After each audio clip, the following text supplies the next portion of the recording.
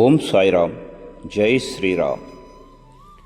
ఆపాత మధురాలు శ్రీ సాయి పాదుకల కథ.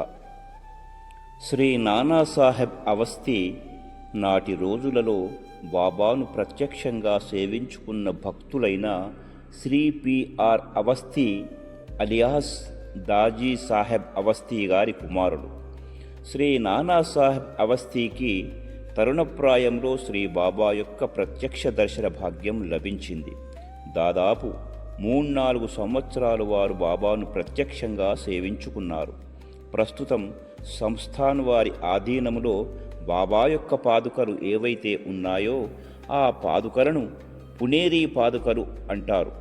వాటిని శ్రీ నానాసాహెబ్ అవస్థీయే రాధాకృష్ణ ఆయి ఆదేశాన్ని అనుసరించి పూణే నుండి తీసుకువచ్చారు. అంటే ప్రస్తుతం సాయి భక్తులు ప్రతి గురువారం దర్శించుకునే బాబా పాదుకలు ఏవైతే ఉన్నాయో అవి శ్రీ నానాసాహెబ్ అవస్థీ ద్వారా సమర్పించబడినవే.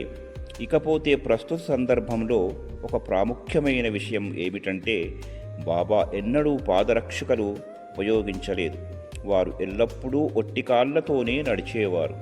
నాటి రోజులలో భక్తులు పాదుకలను తీసుకువచ్చి భక్తిపూర్వకంగా బాబా పాదాలను తాకించి వాటిని వారి పూజలో ఉంచుకునేవారు.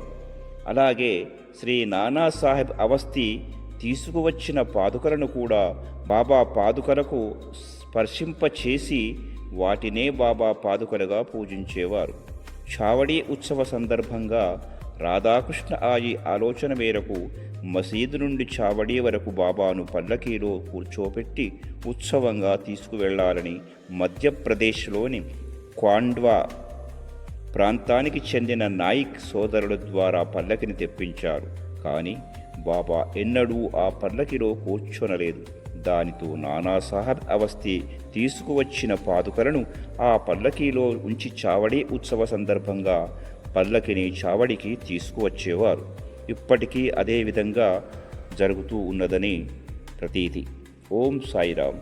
జై శ్రీరామ్. మరిన్ని మంచి వీడియోలతో మీ Sarath Kumaracharya. Please subscribe my channel.